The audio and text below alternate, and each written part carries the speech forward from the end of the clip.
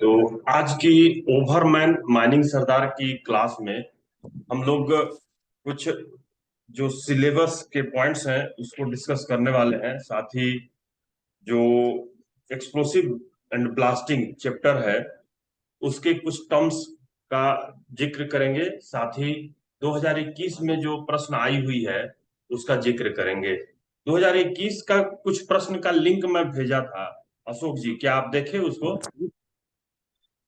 जी जी जी sir. उसको अभी नहीं देख पाया हूँ सर, बाहर था मैं। अच्छा अच्छा, ठीक है। तो मेरे को ये बता दीजिएगा कि कितना नंबर का क्वेश्चन जो है मैं भेज चुका हूँ, और जो उसमें समझ में नहीं आएगी आई होगी उसको हमको बता दीजिएगा तो डिस्कस कर लेंगे। चलिए, अभी हम लोग ठीक सर। ये ब्लास्टिंग जो चैप्टर है, इस ब्लास्टिंग में जो मुख्य वर्ड जिसकी डेफिनेशन एग्जामिनेशन में पूछती है फिलिंग द ब्लैंक्स के तौर पर, इसमें सबसे पहला वर्ड दिख रहा होगा आपको, कट ऑफ। होल का कट ऑफ।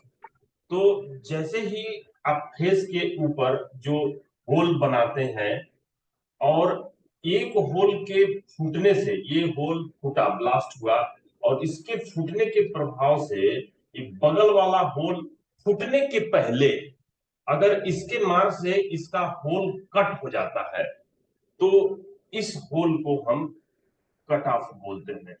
प्रैक्टिकली आप समझ गए कि कट ऑफ किसे कहते हैं। बाय द ब्लास्टिंग, हिंदी में लिखवाऊं कि इंग्लिश में लिखवाऊं अशोक जी? ठीक है, कोई दिक्कत नहीं सर, समझ रहा हूँ। तो लिखवाना है एक लाइन में, हिंदी में तो लिखवाऊं या इंग्लिश में? हिंदी में लिखवा दीजिए। तो लिखिए, कट ऑफ का डेफिनेशन। कट ऑफ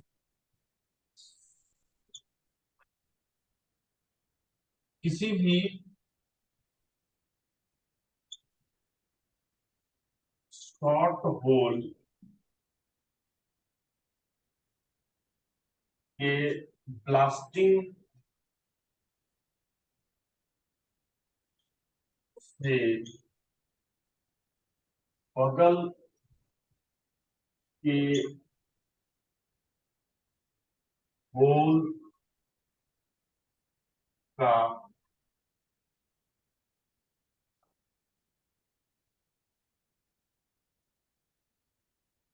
ब्लास्टिंग से पहले कट हो जाना।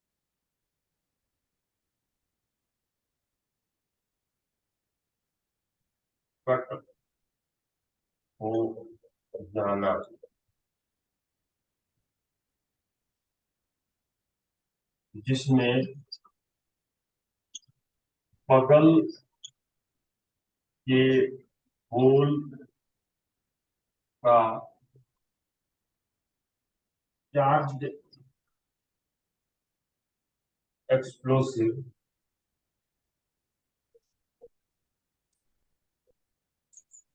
बाहर आकर फूटती है।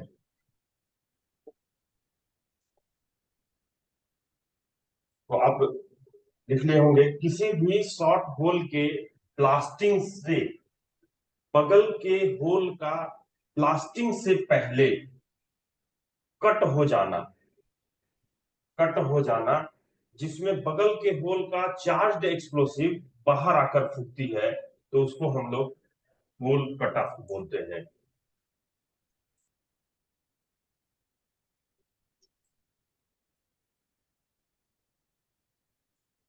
लिख लिए? लिख लेंगे तो बताइएगा। जी सर, हो गया। हो गया। अब हम लोग दूसरे कीवर्ड पर आते हैं,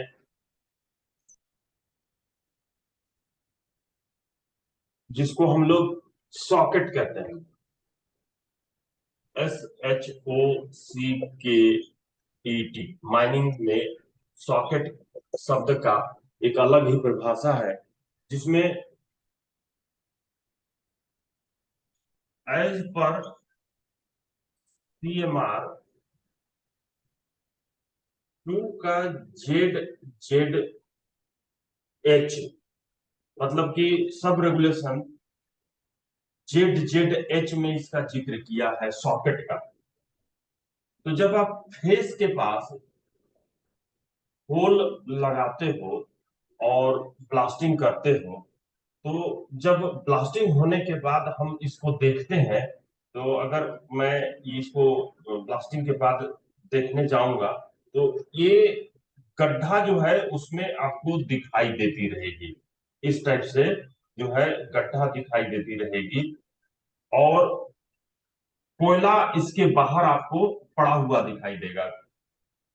1.5 मीटर का अगर होल किए हैं, तो उसमें 1.2 मीटर या 1.3 मीटर का ब्लास्टिंग हुआ रहेगा, और बाकी जो 0.2 मीटर या 0.3 मीटर का जो कोयला होगा फेस के पास चिपका हुआ रहेगा, और इसमें एक गड्ढा दिखाई देगी, एक जो है आपको गड्ढा दिखाई देगी। तो ये जो गड्ढा जो दिखाई देती है, पूरी तरह से होल की पूरी लंबाई नहीं फूट पाती है, तो उस गड्ढे को ही हम लोग क्या कहते हैं, सॉकेट छूटना कहते हैं, जिसको मिस फायर की काउंटिंग में नहीं लाते, मिस फायर में उसको काउंटिंग नहीं करते।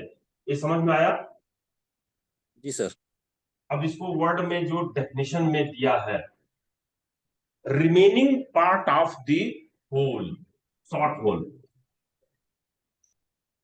रिमेन, इंग्लिश हिंदी में लिखना हुआ है ना, हिंदी में लिखना है ना सर जी? हाँ सर। तो इंग्लिश में लिखते हैं शॉर्ट होल का ब्लास्टिंग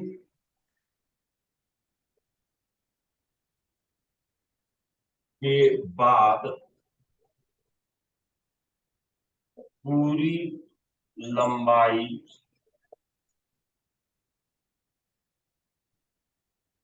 का ब्लास्टिंग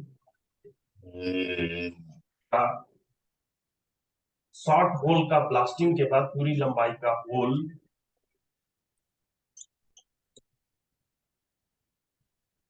का न फूट पाना,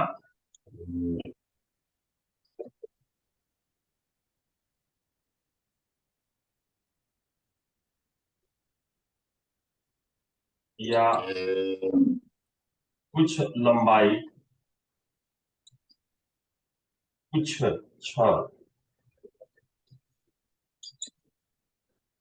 लंबाई, कुछ होल का, कुछ whole, some part of whole, some part of whole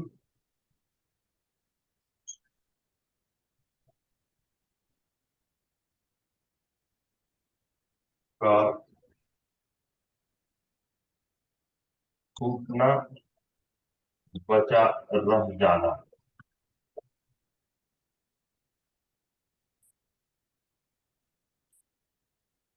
इसे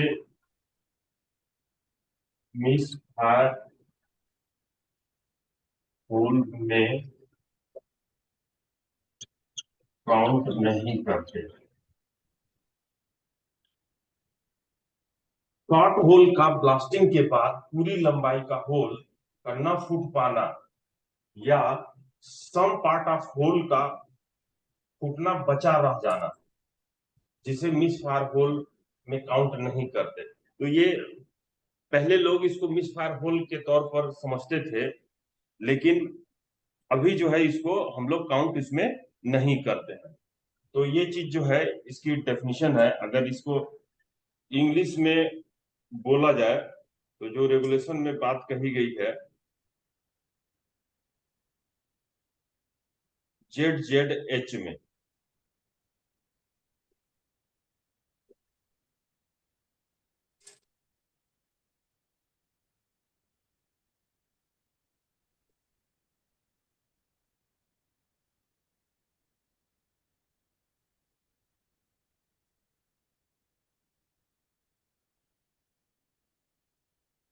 तो इसमें कहता है socket means a short hole. हम लोग यहाँ पे ये शॉर्ट होल देखें, socket means a short hole, और ब्लास्ट होल, उसको हम लोग ब्लास्ट होल भी कहते हैं, जिसमें ब्लास्टिंग के लिए होल जब लगाते हैं तो उसको ब्लास्ट होल भी कहते हैं या शॉर्ट होल भी कहते हैं। तो शॉर्ट होल या ब्लास्ट होल या उसका भाग, part thereof remaining after being charged करने के बाद, ब्लास्ट होल या जो शॉर्ट होल है उसको चार्ज करने के बाद जो उसका रिमेनिंग पार्ट बचता है विथ एक्सप्लोसिव, जिसमें एक्सप्लोसिव से चार्ज करते हैं हम लोग और उसको ब्लास्ट करते हैं, and which is not known to be misfired hole. तो उसको जो, जबकि हम मिस फायर्ड होल की काउंटिंग में नहीं करते हैं। तो socket means a short hole और ब्लास्ट होल और part thereof remaining after being charged with explosive and blasted and which is not known to be misfired hole. तो इसी का हम लोग यहाँ पे मतलब लिखे कि जिसका मिस फायर होल में काउंटिंग नहीं करते हैं, जो पूरी तरह से नहीं फूट पाता है। ये आप समझे सॉकेट का मतलब। इसको मिटा दो, नेक्स्ट वर्ड पर आओ। जी सर। जी सर। अब तीसरी वर्ड है आपका miss fire. Miss fire, MISFIR, miss fire, जिसमें रेगुलेशन जो दिया हुआ है CMR, ये आपको दिया हुआ है ZZP में, CMR 2 का ZZP में, और साथ ही 204 में, 204 और ZZP में। तो मिस फायर जब हम लोग बात करते हैं केस में, तो 4 होल रहती है, उसमें से हमारा ये जो है निकला होता है लीड, और जब हम लोग इसको ब्लास्ट करते हैं तो या तो जो है इसमें से कोई होल का चार्ज जो एक्सप्लोसिव है वो कुछ भाग फूटा, कुछ भाग ना फूटा, नहीं फूटा। जो चार्ज एक्सप्लोसिव है उसका कुछ भाग, 3 कार्ट्रिज डाले हैं तो 2 कार्ट्रिज फूटी, लेकिन एक कार्ट्रिज जो है उसी के अंदर हमको दिखाई दे रही है। तो ये जो है सब चार्ज होल का, सब चार्ज जो एक्सप्लोसिव का या उसमें से कुछ चार्ज एक्सप्लोसिव का न फूटना ही क्या कहलाएगा, मिस फायर कहलाएगा। तो हम लोग लिखते हैं इसको कि सभी चार्ज एक्सप्लोसिव का किसी भी शॉर्ट होल के सभी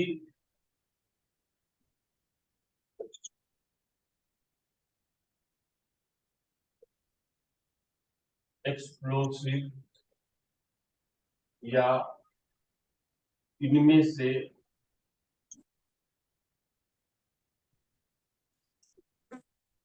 किसी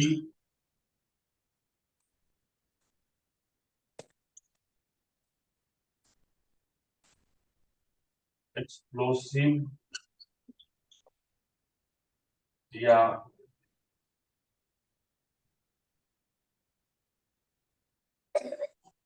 उसका कुछ भाग का न फूट पाना,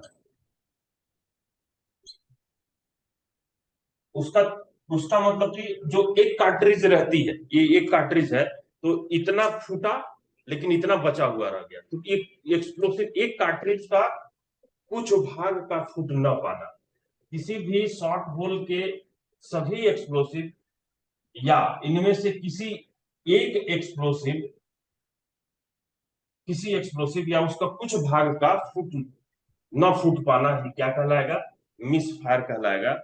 जिसमें हम लोग मिस फायर को छुड़ाने के लिए रेगुलेशन 204 में चर्चा करते हैं कि अगर साउंड ऐसा सुनाई देती है जिससे कि आपको आभास होता है कि होल मिस फायर हुई है, तो जो हम लोग कनेक्शन किए रहते हैं उस कनेक्शन को हटाने के बाद हम लोग को कनेक्शन, एक्सप्लोडर से कनेक्शन हटाने के बाद जब तक धूल धुआं फट नहीं जाती तब तक हम फेस में प्रवेश नहीं करते। और फिर जो है हम लोग जाते हैं फेस में इंस्पेक्शन करते हैं और मिस फायर होल को फाइंड आउट करते हैं, पता करते हैं कि कौन सा होल जो है मिस फायर हुई है। और अगर उसमें कोई लीड निकली हुई है तो उस लीड को हम लोग जो है सेपरेटली दोनों को शॉर्ट करके बांध करके और उसमें होल के अंदर उसको डाल देते हैं। अगर यहाँ फाइंड आउट हो गई कि भाई ये होल नहीं फूटी है, बाकी होल फूट गई है, तो उसके बगल में प्रश्न पूछता है आपसे कि मिस फायर होल के बगल में कितनी दूरी पर रिलीविंग होल लगाई जाती है। तो है मालूम ये चीज अशोक जी? जी सर, 30 सेंटीमीटर। ऑप्शन में 30 सेंटीमीटर नहीं दिया है, ऑप्शन में दिया है 28 centimetre, 32 centimetre, 24 centimetre, none of the above, all of the above.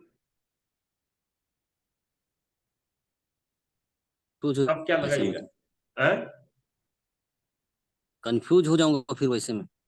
तो इसलिए रेगुलेशन में कोई भी एग्जैक्ट पॉइंट नहीं लिखा हुआ, 30 सेंटीमीटर नहीं लिखा हुआ, लिखा हुआ है 30 सेंटीमीटर से अधिक दूरी पर नहीं लगाई जाए। 30 सेंटीमीटर से, सॉरी, कम दूरी पर नहीं लगाई जाएगी। 30 सेंटीमीटर से कम दूरी पर नहीं लगाई जाएगी कहने का मतलब 29 सेंटीमीटर पर नहीं लगाई जाएगी, 28 सेंटीमीटर पर नहीं लगाई जाएगी, 24 सेंटीमीटर पर नहीं लगाई जाएगी। आपको उससे 30 से ज्यादा दूरी पर ही लगाना है। तो 30 के बाद जो प्रश्न में दिया हुआ है नियरेस्ट जो नंबर होगी उसको टिक लगाइएगा। क्लियर हुआ? जी सर। जी। क्लियर हो गया? तो नियरेस्ट अगर 32 दिया हुआ है तो 32 लगा के आइएगा। तो ये प्रश्न पूछती है, पूछी हुई है एग्जामिनेशन में। तो ये एक तरीका हो गई मिस फायर होल छुड़ाने की।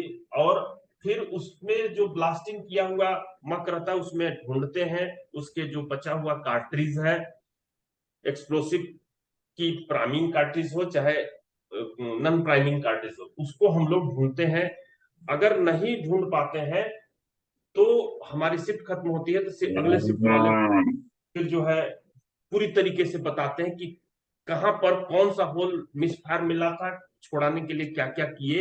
ये सभी प्रिकॉशंस 204 रेगुलेशन में दिए हुए हैं। उसमें से जो ये 30 सेंटीमीटर से अधिक कम दूरी पर नहीं लगाई जाएगी, इसकी चर्चा की गई है। तो ये हो गई मिस फायर होल रेगुलेशन 204 और जो है जेड। अब यहाँ पर नेक्स्ट वर्ड आई हुई है सीरीज कनेक्शन और पैरेलल कनेक्शन।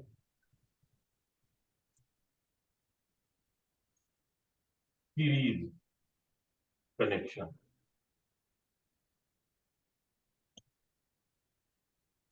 सीरीज कनेक्शन किसको कहते हैं? तो सीरीज कनेक्शन में हम जो फेस में होल लगाते हैं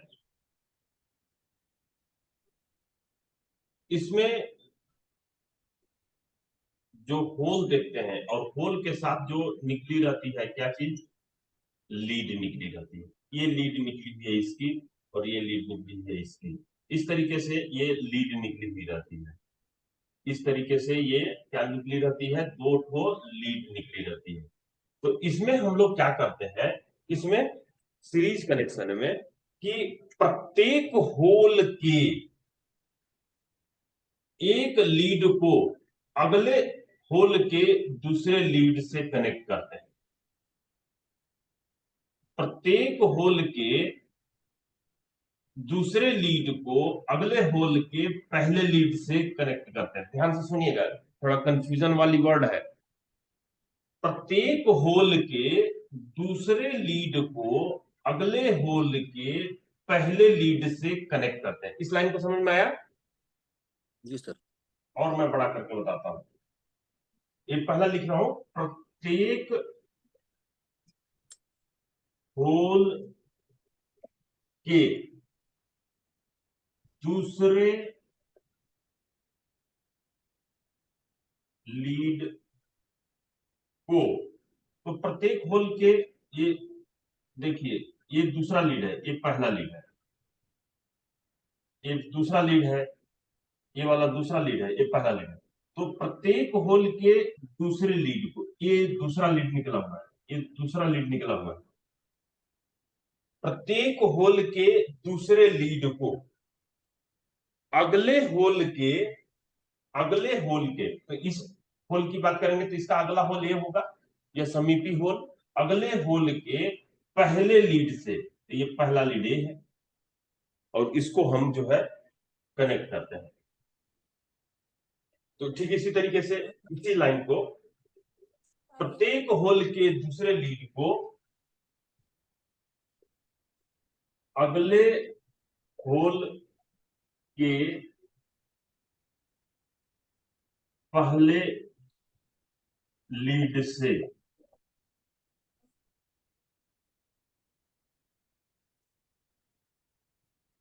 तथा, यहां पे अब देखिएगा,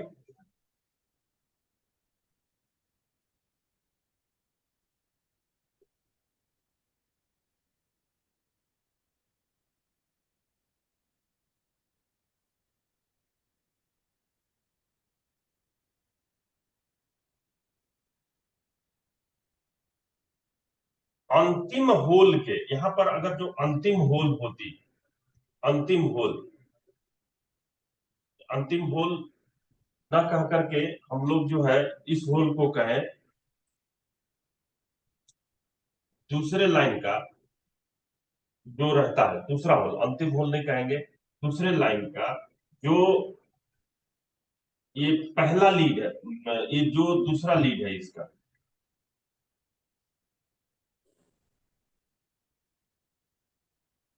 इससे हम लोग जो है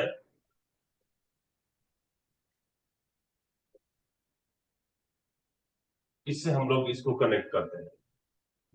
तो अगले लाइन के पहले लीड को,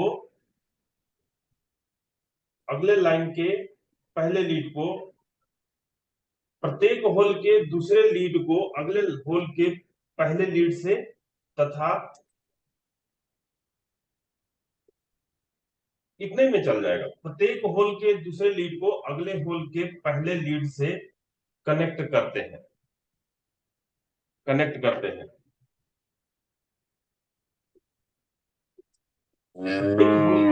एक दूसरे लीड को अगले होल के पहले लीड से जब कनेक्ट की जाती है तो यह कनेक्शन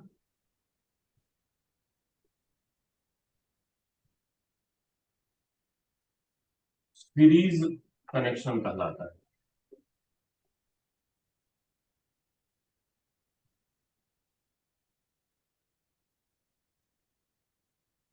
सीरीज कनेक्शन कहलाता है। क्लियर हुआ? जी सर। अब यहाँ पे हम लोग जो है पैरेलल कनेक्शन देखने वाले हैं। पैरेलल कनेक्शन,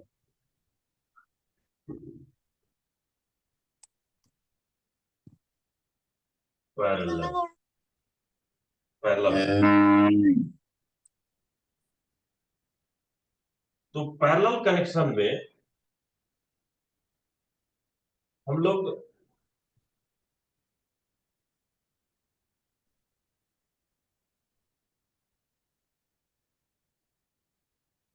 ये जो प्रत्येक होल रहता है, प्रत्येक होल के पहले लीड को किसी एक पॉइंट से, प्रत्येक होल के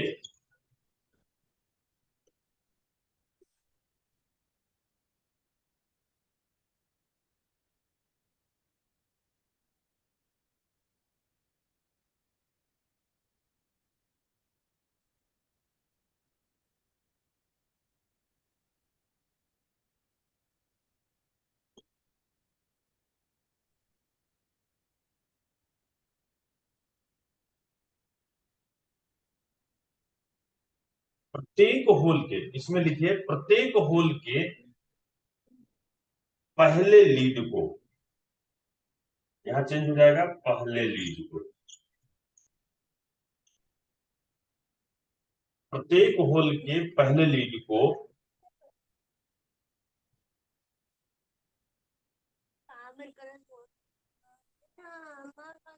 किसी एक पॉइंट से, किसी एक पॉइंट पर, एक पॉइंट पर तथा दूसरे प्रत्येक होल के, प्रत्येक होल के दूसरे लीड को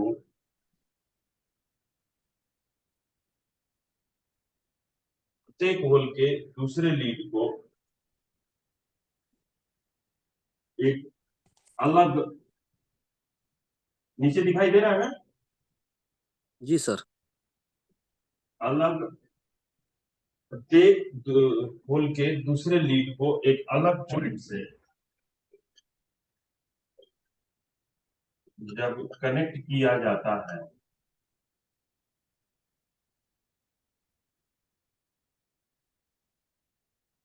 तो इस कनेक्शन को पैरेलल कनेक्शन कहते हैं। जैसा ये पिक्चर में देखिए, प्रत्येक होल के पहले लीड को एक पॉइंट ए से और प्रत्येक होल के दूसरे लीड को एक अलग पॉइंट बी से जब कनेक्ट करते हैं तो इसे पैरेलल कनेक्शन कहते हैं। आगे जब आप सेकंड क्लास का एग्जाम दीजिएगा ओवरमन का निकालने के बाद, तो उसमें सीरीज कनेक्शन और पैरेलल कनेक्शन में रेजिस्टेंस का योग कैसे किया जाता है, सम कैसे किया जाता है, या 11 12 अगर साइंस से होंगे तो आप पढ़े होंगे, 10 में भी है, 10 में भी है रेजिस्टेंसेस का पैरेलल कनेक्शन और सीरीज कनेक्शन। आपका 11 12 कौन से सब्जेक्ट से है? साइंस है सर। मैथ? Science science. हाँ, बायोलॉजी या बायोलॉजी या फिर, बायोलॉजी। हाँ तो फिर भी फिजिक्स में हम लोग पढ़ते ही हैं, साथ ही जो है 10 में भी पढ़ते हैं। तो ये हम लोग सीरीज और पैरेलल कनेक्शन समझ लें। अब हम लोग देखने वाले हैं शॉर्ट फायरिंग टूल्स क्या है, कौन कौन सी रहती है। प्रश्न पूछा हुआ है और पूछेगा ही कि ये महतो नाम के दो स्टूडेंट, महतो और सहबाज, वो मैसेज किए थे व्हाट्सएप पे, है ना, उनको मैं खबर नहीं कर पाया, अचानक अभी दिमाग में आई। महतो और दो स्टूडेंट जो है मानिक सरदार पास किए और ज्वाइन किए हैं, तो जी सर। उनको नंबर मैं देखूंगा, मैं कॉल नहीं कॉल करूंगा, है ना। एक को कॉल किया, नहीं उठाया, उन लोग जो है इंक्वायरी किया था। चलिए ठीक है, फिर ग्रुप बनेगी तो और पढ़ने में आपको आनंद आएगा। चलिए हम लोग आते हैं क्या, कौन सी पर, शॉर्ट फायरिंग टूल्स पर। जो सीएमआर जो 49 है उसमें शॉर्ट फायरिंग टूल्स की चर्चा किया है, मैं उसको शेयर करता हूं और अपन जो है उसके अनुसार देखते हैं शॉर्ट फायरिंग टूल्स के बारे में। तो जो मैं वो भेजता हूं उसको, कभी भी एकांत में आप रहते हैं और काम हो रही है, चाहे ड्यूटी के समय में हो, चाहे किसी फैमिली का काम, रिश्तेदारी का काम कर रहे हैं या घर का ही काम कर रहे हैं, काम हो रहा है जिसमें दिमाग नहीं लगाना पड़ रहा है, तो आप मोबाइल खोलिए और फिर जो है जो लिंक भेजे रहता हूँ उसको स्टडी करते रहिए। थोड़ा सा जी डिवोटिव होना पड़ेगा, समर्पित होना पड़ेगा निकालने के लिए, है ना। जी जी जी। चलिए मैं ये शेयर कर रहा हूँ। 10 मिनट की समय इस क्लास की बची हुई है, तो देखिए मैं आपके लिए कलेक्ट किया हुआ हूँ जो जी सर। सरदार, हाँ, सरदार और ओवरमैन का जो कितनी ड्यूटी है रेगुलेशन के अंतर्गत में, जो सीएमआर जी 247 है, सीएमआर 247 है, ये कहिए निचोड़ है सरदार और ओवरमैन। सरदार किसको कौन सी ड्यूटी परफॉर्म करेगा और ओवरमैन कौन सी ड्यूटी परफॉर्म करेगा। वैसे आप 47 जो है आप देख ही चुके थे, उसका 2 4 पार्ट बचा हुआ था, 2 4 रेगुलेशन शायद बची थी कि पूरा कर दिया था, आप ही बताइएगा, शायद पूरी हो गई थी। जी तो यहाँ पर सरदार और ओवरमैन जो 247 रेगुलेशन है उसमें पूरा दिया हुआ है, और उसमें जितने सब रेगुलेशन है उसको हम लोग क्लियर करेंगे। लेकिन पहले हम लोग शॉर्ट फायरिंग टूल्स की बात कर लेते हैं। ये रिकॉर्ड हो रही है, आप इसको पेज पलट के देखिए। सरदार ओवरमैन 247 का ही है, इसकी भी हम लोग एक एक करके जी समझेंगे। फिर ड्यूटी एंड रिस्पॉन्सिबिलिटी ऑफ ओवरमैन। ओवरमैन का ये मैं कीवर्ड के रूप में तोड़ तोड़ करके रखा हूं, बगल में आपके डिटेल्स रेगुलेशन की है ही है, लेकिन एक कीवर्ड आपको जी याद रखनी है। कैसे याद रखेंगे, समझ समझ करके कैसे एक्सप्लेन करेंगे, हम लोग चर्चा करेंगे। ये भी है रेगुलेशन 47 का, ओवरमैन की ड्यूटी का ही। अब यहाँ पर देखिए, जो अभी मैं बता रहा था एक्सप्लोसिव एंड ब्लास्टिंग का, है ना, जिसमें कीवर्ड रिलेटेड टू ब्लास्टिंग है, जिसमें कटअप जी बता सर। दिया, शॉर्ट बता दिया, मिस फायर बता दिया, सीरीज पैरेलल कनेक्शन बता दिया। शॉर्ट फायरिंग टूल्स की मैं बात कर रहा था, CMR 49 में जो दी गई है। तो यहाँ पर जी जी सामने में दिखाई दे रही है शॉर्ट फायरिंग के औजार। औजार कौन कौन से रहते हैं, तो इसमें जी अनुमोदित प्रकार का उपयुक्त शॉर्ट फायरिंग उपकरण रहना चाहिए। शॉर्ट फायरिंग उपकरण यानी कि जो हमारी एक्सप्लोडर रहती है, जिसको हम लोग, जिससे हम लोग ब्लास्टिंग करते हैं, तो वो जो है जी DGMS से अप्रूव्ड होनी चाहिए। दूसरा नंबर में अनुमोदित प्रकार का शॉर्ट फायरिंग केबल। जो शॉर्ट फायरिंग केबल है उसकी लंबाई पर प्रश्न पूछता है कि कितनी लंबाई का होना चाहिए, तो 2 राइट एंगल प्लस 10 मीटर होनी चाहिए। जो फेस ब्लास्ट कर रहे हैं वहां से 2 राइट एंगल प्लस 10 मीटर होना चाहिए। केबल पर्याप्त लंबाई का जिसमें शॉर्ट फायरर पिलर के दो समकोण मोड़ घूमकर आश्रय ले सके, परंतु किसी भी हालत में ये प्रश्न पूछी गई है, पूछी जाएगी। ये नए रेगुलेशन में चेंज कर दिया है कि किसी भी हालत में 50 मीटर से वो छोटा नहीं रहेगा। जी ठीक है, तो ये याद रखना होगा रेगुलेशन जो जी सर। है उसका।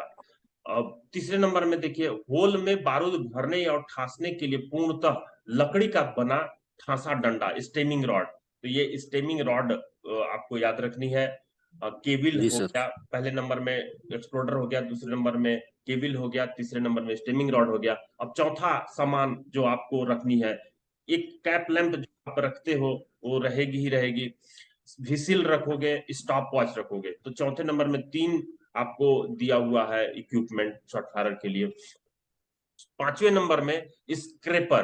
तो ये या तो पीतल की रहेगी या लकड़ी की रहेगी, जिसमें से हम लोग जो होल के अंदर जो होल की शॉर्ट होल की जो शॉर्ट होल करते समय जो धूल रहती है, डस्ट रहती है, उसको साफ करने के लिए हम लोग स्क्रेपर का इस्तेमाल करते हैं, जो पीतल की रहेगी या लकड़ी की। तो प्रश्न पूछता है कि स्क्रेपर किस काम में आती है, माइनिंग सरदार में पूछेगा। ओवरमैन में पूछता है कि स्क्रेपर जो रहती है वो कौन सी मटेरियल की बनी रहती है, तो याद रखना है पीतल की नॉन इंसेंटिव मटेरियल कहलाती है। जो फ्रिक्शन होने के बाद, नॉन इंसेंटिव कहने का मतलब कि रगड़ खाने के बाद उसमें से चिंगारी न निकले, ऐसा मटेरियल का बना होना चाहिए। क्योंकि हम लोग स्क्रेपर से क्या करते हैं, होल को उसके अंदर घुसा करके होल को साफ करते हैं, तो साफ करने में क्या हो सकती है, चिंगारी निकल सकती है। तो इस नॉन इंसेंटिव कहलाता है, नॉन इंसेंटिव मटेरियल की रहती है। अब देखिए छठवें नंबर में ब्रेक डिटेक्टर। तो एक उपकरण होती है जो जनरली अभी तो ऑनर्स लोग, मैंने ऑनर्स यानी कि जो हमारे माइंड ऑनर्स होते हैं, ब्रेक डिटेक्टर जनरली CIL के सब्सिडरी में नहीं मिलती है, लेकिन प्राइवेट इंडस्ट्री वाले मंगाते हैं। ब्रेक डिटेक्टर ब्रेक को चेक करने के लिए इस्तेमाल में लाई जाती है। उसी तरह से प्रिकर। प्रिकर जो है लकड़ी या लोहे को छोड़कर अन्य किसी धातु का बना होता है, जिससे हम लोग होल जो एक्सप्लोसिव रहती है, कार्ट्रिज रहता है, कार्ट्रिज के अंदर जैसे हम लोग ये क्या बोलते हैं, डिटोनेटर है, डिटोनेटर को डायरेक्ट इसके अंदर घुसा देते हैं। तो ये इसके अंदर डायरेक्ट घुसाने की नहीं है, डिटोनेटर है मेरे हाथ में, वो प्रिकर। ये प्रिकर मैं रखा हूं, प्रिकर से उसके अंदर होल की जाती है, किसके अंदर, एक्सप्लोसिव कार्ट्रिज के अंदर। और होल करने के बाद तब जो है फिर ये डिटोनेटर को उसके अंदर पेनिट्रेट किया जाता है। तो पीकर से एक्सप्लोसिव के अंदर होल बनाई जाती है। तो ये लकड़ी या लोहे को छोड़कर अन्य किसी धातु का बना हुआ रहेगा, तो ये कह सकते हैं कि ये पीतल की बनी हुई रहेगी। सॉलिड ब्लास्टिंग करनी है तो मिथेनोमीटर।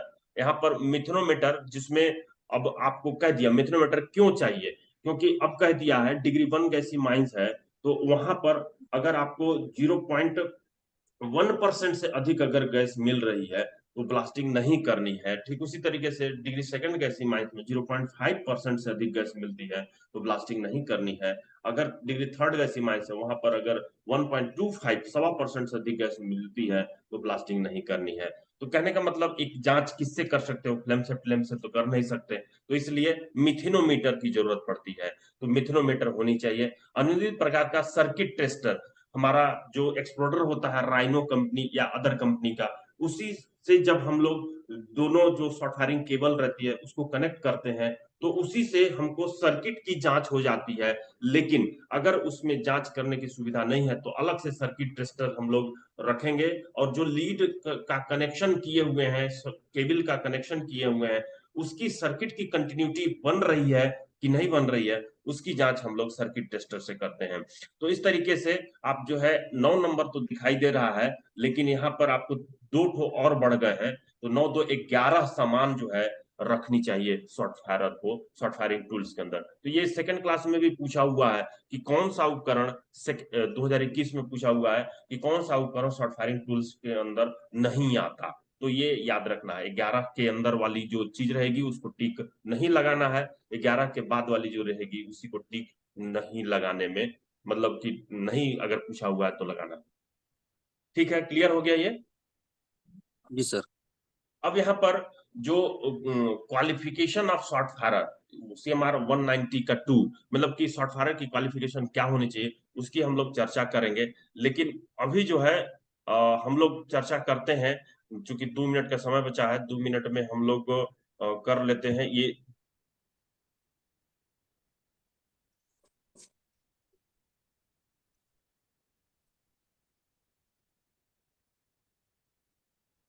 ड्यूटी ऑफ ऑफिसर और कंपटेंट पर्सन। तो यहाँ पर duty of competent person, duty of अगले में हम लोग उसका जो है देखेंगे, जो 190 था उसका। यहाँ पर ड्यूटी ऑफ कॉम्पिटेंट पर्सन की ड्यूटी में पूछती है। मैं अगर पहले इसको कर लेता हूँ ड्यूटी, फिर डेफिनेशन बताता हूँ। देखिए यहाँ पर एक एक का ए, एक का बी, एक का सी, यही ड्यूटी 4 है जिसको हम लोगों को देखना है। ऑर्डर ऑफ सुपीरियर ऑफिसर, ये कीवर्ड दिया हूं, मतलब कि सुपीरियर ऑफिसर के आदेश का पालन करना है। कैसे पालन करना है? Every competent person shall subject to order of superior officer, मतलब कि जो उच्च अधिकारी हैं उनके आदेश का पालन करते हुए अपने ड्यूटी को परफॉर्म करना है। और क्या नहीं करेंगे, एंड शेल नॉट, क्या नहीं करेंगे, उसमें जो है पहला दिया हुआ है, no depute any person to perform. कहने का मतलब कि कोई भी व्यक्ति अपना काम कोई अन्य व्यक्ति को बिना पदाधिकारी के अनुमति से नहीं सौंपेंगे। जैसे आपको काम दिया हुआ है, आपको नहीं, कंपिटेंट पर्सन को, आप भी कंपिटेंट पर्सन है, हम भी कंपिटेंट पर्सन है, लेकिन कंपिटेंट पर्सन को जो काम दिया हुआ है उसको बिना अनुमति का वो किसी अन्य को अपना काम को नहीं सौंपेगा। No depute another person to perform his work without the sanction of his superior officer, superior officer के आदेश के बिना अपना काम किसी अन्य व्यक्ति को सौंपेगा नहीं। ये हो गई 1 का ए नंबर। अब 1 का बी में कहता है नो ऑब्सेंस विदाउट रिलीवर, या फिर जो हमारे शिफ्ट जो है वो खत्म नहीं हो जाती तब तक जो है वो, या परमिशन जब तक नहीं ले लेते तब तक जो है वो अपने कार्य की जगह से अनुपस्थित नहीं रहेंगे। मतलब कार्य को छोड़ करके वो कोई अन्य जगह